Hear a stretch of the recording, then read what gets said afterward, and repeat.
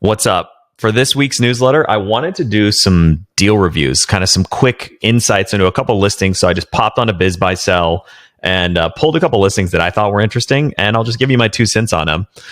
If you guys like this kind of stuff, let me know. I'll do more of these. But this was something that I thought was really interesting. So one here, we've got this 85 unit ATM portfolio with positive cash flow. I thought this was really interesting for a couple reasons, but there's also some stuff I don't like about it. So I wanted to just talk through it and give you my 2 cents. Just off the bat, I find it fascinating that 85 ATMs only produce that much in income. I don't know. That seems low to me. Like I would expect maybe there's like 20 ATMs, but I don't know anything about the ATM business. So just an interesting thing. I love that this business is super passive, right? So it's almost the definition of mailbox money. You have to do virtually nothing and money just comes in the door. And so it's nice passive cash flow. Now, the downside to this, there's a couple downsides that I see. One is because the cash flow is so passive, their asking price is pretty high. I mathed this out and it's about a little over 5.5 times asking price, which for 30K of cash flow is pretty expensive. Now, this is maybe almost a little bit of a real estate-esque or like kind of car washy-esque play. So I can see why it would potentially trade for higher than, let's say, a 3 or 4 times multiple, which you would probably a business doing 130 grand of cash flow normally would probably price for like, 2x SDE or something.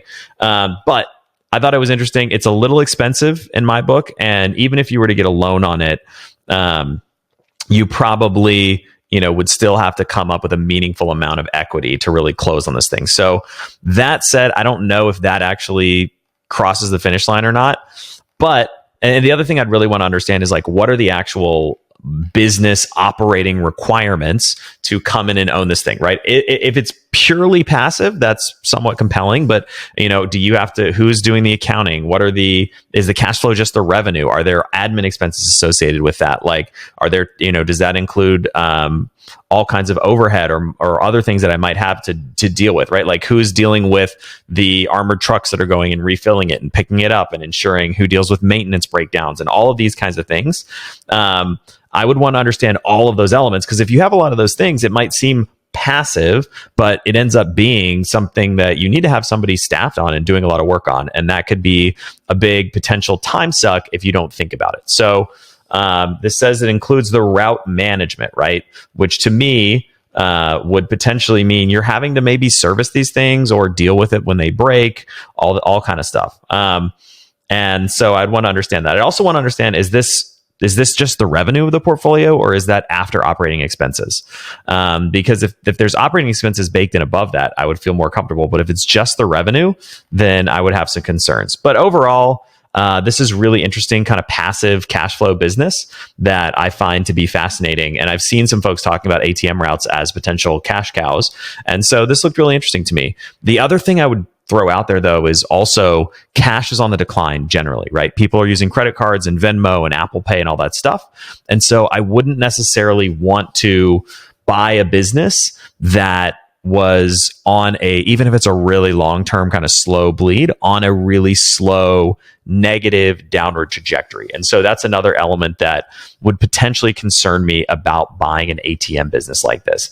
But overall, it's interesting. I would potentially consider having a conversation with the broker, following up with them, and getting a better understanding of the operational needs, how flexible the pricing might be, if there's some opportunity there for things like seller financing, et cetera, to try and drive the total proceeds down, and see if there's something that could be done there. But this was just my take on this ATM portfolio. I'd be curious what you guys think about businesses like this. If you think this is overvalued, undervalued, passive cash flow, or more of a headache than it actually looks on the surface. This is my first deal review that I've done for you guys. So if you like it, I'm happy to do more videos like this, but I thought it would be fun to just give you in real time my thought process as I look at a deal and evaluate it and figure out if I think it's interesting or not. Gut reaction, though, bottom line, I would not pay $700,000 for this business. It's 5.5 times is just too much, in my opinion, for that amount of cash flow. If this was priced at maybe 450 or 500, my ears would perk up and I would potentially pursue it. Now, size-wise, it's really small, so it would have to be super passive to do that.